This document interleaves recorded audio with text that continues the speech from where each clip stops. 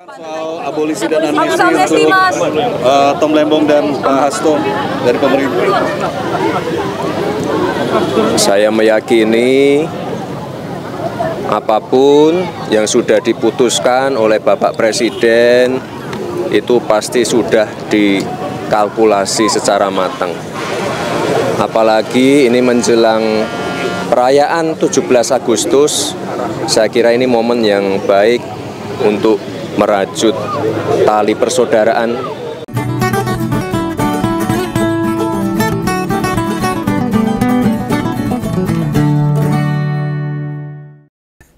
Sampai saat ini Begawan masih tertarik ini buat ngebedah tentang keluarnya kebijakan kepala negara atas abolisi ke Pak Tom Lembong sama amnesti ke Mas Hasto Kristianto. Mengapa begitu? Ini peristiwa yang dari banyak aspek itu dampaknya kemana-mana. Yang juga perlu tak tunjukkan itu pada Ngompolres atau penonton channel Ngompol ini, adanya sikap yang berbeda yang keluar dari keluarga Jokowi dengan para pendukungnya sendiri. Silakan cek tuh. Jokowi dan Gibran gimana pernyataannya? Dan piye itu para pendukung mereka, para relawannya, para buzzer-buzzernya, youtubernya yang pada marah-marah. Saya kalau baca malah ketawa sendiri tuh, kemarahan para pendukung Jokowi itu. Yang mengomentari Mas Hasto dan Pak Tom Lembong. Lu malah kayak Tom and Jerry dengan yang didukung, yang dipuja, berkebalikan. Kenapa itu bisa terjadi? Ya nanti aja tak senggol ini. Nah, akhir pekan kemarin itu sudah tak bedahkan apa respon Jokowi terkait tentang ini. Sore ini giliran Gibran, kita lihat apa yang dia sampaikan terkait perkara ini. Ya, ameh seragam koyo bapak agak kunci, nggak bisa ambil sisi yang bisa masuk atau turut melemahkan posisi politik PDIP mungkin. Sudah dengar sendiri tadi kan? Yang disampaikan itu sesuatu yang normatif, datar, netral. Yang mungkin kelihatan sok bijak. Meski di dalam dadanya itu bergolak kencang. Ini semacam kayak buah simalakama. Nyerang kebijakan itu posisi mereka terancam. Menyerang yang dapat keuntungan abolisi dan amnesti masa depan politik yang dipertaruhkan. Dimakan bapak mati, tak dimakan ibunya pingsan itu. Yang jelas, bila kita teliti atau cermati dengan detail loh, ada sisi-sisi yang bertentangan antara tutur kata dengan pembacaan gerak tubuh. Sehingga bagi Om Begawan, Gibran ini tidak sedang jujur ini, menyampaikan pendapat apa adanya. Ini menurut analisa saya loh. Boleh loh saya menganalisa, menilai, tidak memfitnah. Dia hanya sedang melindungi jabatannya, mengamankan posisinya, jaga di kursi wakil presiden. Cari aman kalau bahasa politiknya. Bapak dan anak sedang makin tidak diperhitungkan, makin kesini oleh masyarakat. Ya paling ya para pendukungnya, para pemuja dan para relawannya. Melemahlah posisi politiknya. Keputusan membesarkan PSI, menguatkan partai Sakmi. Itu langkah yang merugikan. Nah, apa yang bisa dinilai bila Gibran ini kayak bingung merespon bebasnya Pak Tom dan Mas Hasto ini? Itu terlihat dari pertama itu. Ada jeda antara pertanyaan wartawan dengan jawabannya Gibran. Jeda jawaban menandakan yang dikatakan tidak seperti yang dirasakan. Wes benah banget loh. Kalau match antara yang keluar dengan hati dengan pikirannya itu cepat, tek, wes, tek. Kalau enggak mikir dulu. Piye yo. Itu pertama. Yang kedua, lihat matanya. Dalam 1-2 menit berkomentar, terus-menerus berkedip dan bola hitam mata tak melihat kepada wartawan, para jurnalis yang mengajukan pertanyaan. Berarti ada ketidaksinkronan antara isi kepala dengan isi hati. Tubuh kita itu nek diajak berbohong itu sebenarnya menolak loh. Settingan pabriknya memang begitu. Diajak berbuat jahat sakjane nggak mau hati kita itu. Jangankan melakukan tindakan kriminal, diajak ngapusi ya itu abot hati itu. Sebab bawaan pabrik itu mesti dipakai semestinya, harusnya. Makanya banyak ganti oli. Lah di luar panduan pabrik itu pasti eneng sing ratrep. Ada yang selenco. Mungkin ada yang kena sesuatu benturan atau apa sehingga selenco itu. Nah, dirasakan itu juga nyaman itu. Bila dibiasakan begitu, maka yang ada di tubuh ini makin rontok dan jadi pribadi yang jahat. Otak sama hati berbenturan, beda karep. Coba putar ulang. Rekaman sing tadi tak tayangkan di pembuka tadi, itu bukan editan loh. Nek nggak percaya, cek di banyak sumber. Emang kenyataannya ya begitu. Jadi mulut itu ngajak berbongong hati, itu tubuh itu menolak sebenarnya. Nek orang menolak berarti itu sudah selencok. Terus yang ketiga, itu tadi yang kedua. Yang menunjukkan Gibran sedang nutupi atau bersikap normatif.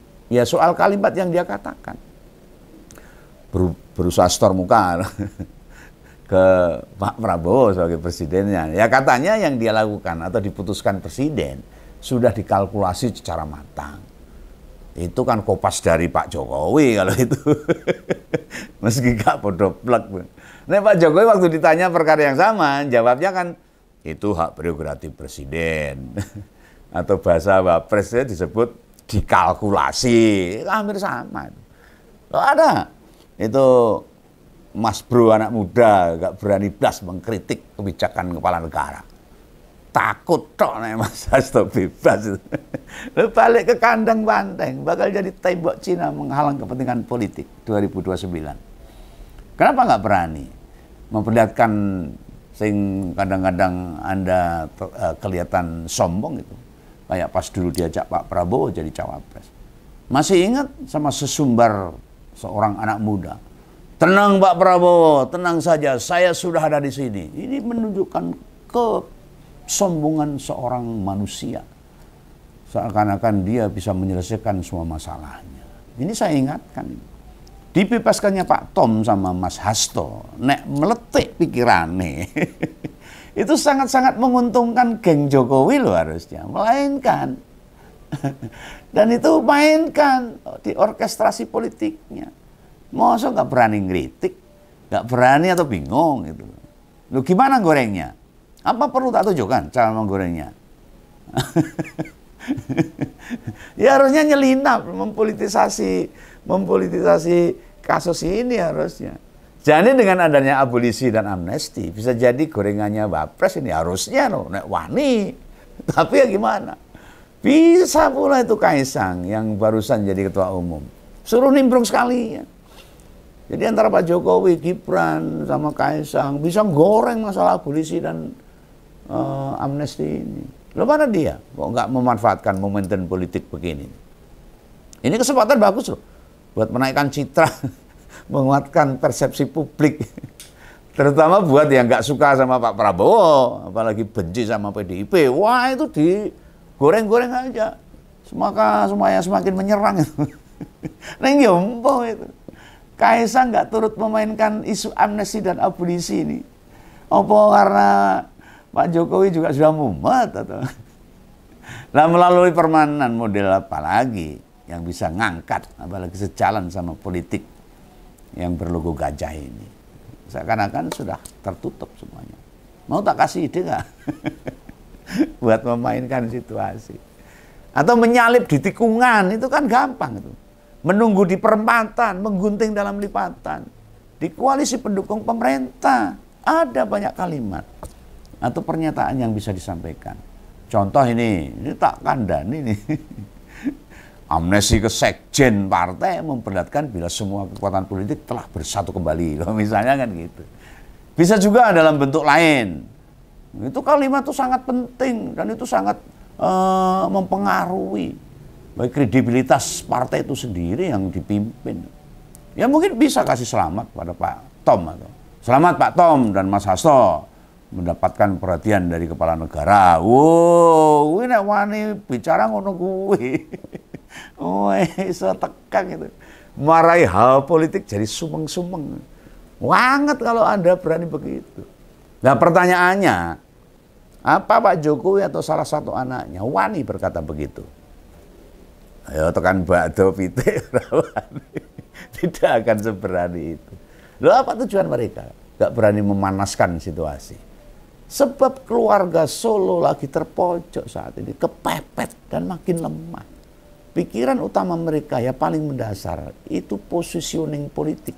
Baik positioning wapres, ya terus keduanya positioning ketua partai. Lu dikira menggedekkan partai itu kayak disiangin ban dipompo langsung gede itu. Enggak seperti itu. Apalagi keluarga Solo ini sedang tempa banyak masalah.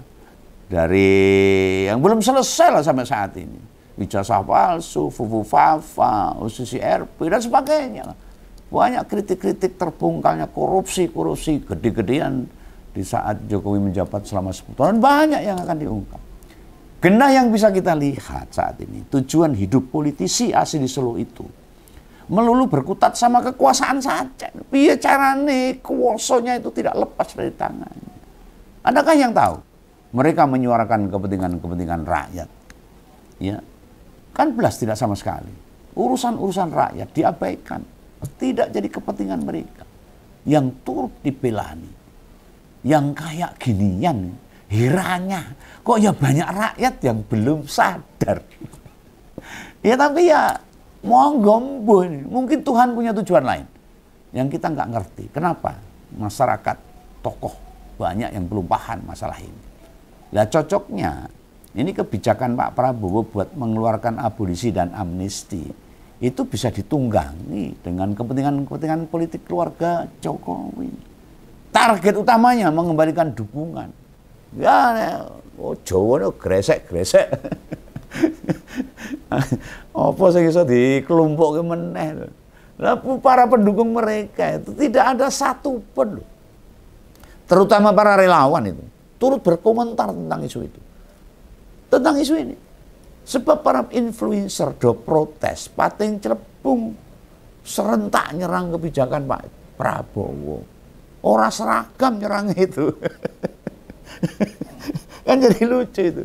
Kenapa influencernya atau relawannya Jokowi tidak bernada sama dengan orang yang mereka dukung? Aneh apa orang ini?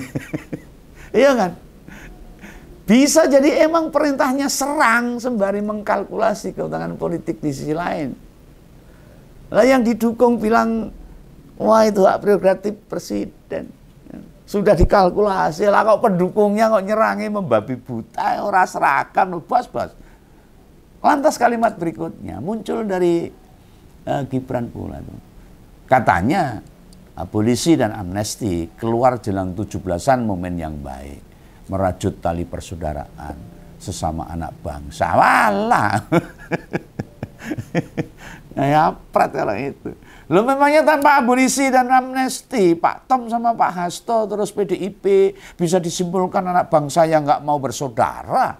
Ya enggak loh. Nggak mau melibatkan, memajukan atau mendukung pemerintah. Lo kok picik banget. Gak ada urusannya perkara persaudaraan. Ini murni tentang kriminalisasi saja. Yang tidak adil bagi kedua tokoh bangsa ini. Maaf loh, Mas Gibran, Pak Gibran ini. Pernyataan panjenengan itu tak sikapi keras. Soalnya antum kan pejabat negara. Orang penting kedua di negara ini. Om Begawan sebagai rakyat punya hak buat kritik. Apa yang Gibran simpulkan begitu jelas menjerumuskan. Pejabat itu jangan mensimplifikasi sebuah kesewenang-wenangan. Apalagi dikaitkan sama persaudaraan. Atau pura-puranya jadi penterjemah. Sok muji-muji presiden. Aslinya ya wedi berkepanjangan. Ngerti banget dengan konsekuensinya yang mesti mereka hadapi. Jangan kemudian bila Pak Tom dan Mas Hasto gak dapat abolisi dan amnesti, lantas bukan bersaudara. Oh jauh banget pikiran itu. Apa ribuan atau puluhan tahanan? Ada beberapa ratus tahanan politik. Itu bukan saudara kita. Kenyataannya kedua tokoh itu dikriminalisasi, dipidanakan. Sebab melawan kekuatan penguasa. Itu saja. Kedua orang itu membahayakan bagi masa depan politik bagi keluarga Pak Jokowi. Itu analisa saya. Akhirnya dikriminalisasi. Dalam absek de jure tidak diketemukan bukti atau saksi. Hingga fakta persidangan keduanya bersalah. Loh, klaim Gibran menilai buat merajut tali persaudaraan. Jelas kesimpulan yang tidak sesuai dengan faktanya. Mbok kira nek wis begitu Pak Anies dan PDIP kemudian lembek, nggak kritis lagi, melempem gitu sama situasi negara ini. Jangan harap, bos. Jelas banget kok keduanya korban kepentingan politik. Kepentingan politik siapa? Nggak usah tak jelaskan. Jangan merasa bebasnya mereka disebabkan belas kasihan. Tidak, keliru pandangan panjenengan begitu. Kenapa waktu dulu saat Pak Ahok kena vonis pasal penistaan agama, Pak Jokowi belas gak berani keluarkan amnesti? Kurang apa Pak Ahok dekatnya dengan Jokowi yang sama-sama didukung oleh PDIP? Soalnya tahu dengan Pak Ahok berada di tahanan, itu juga menguntungkan. Salah satu investasi politik Jokowi keluar dari tahanan jadi komisaris Pertamina. Itu ya buat membungkam saja. Menyibukkan Pak Ahok fokus ngurusi Pertamina. Lah sekarang lihatlah Pak Jokowi. Bisa apa buat mayoritas rakyat kita? Orang-orang miskin itu belas gak ada kepedulian sama sekali. Yang dipikiran terus diperjuangkan gimana? Dua anaknya dan satu menantunya tetap eksis di politik.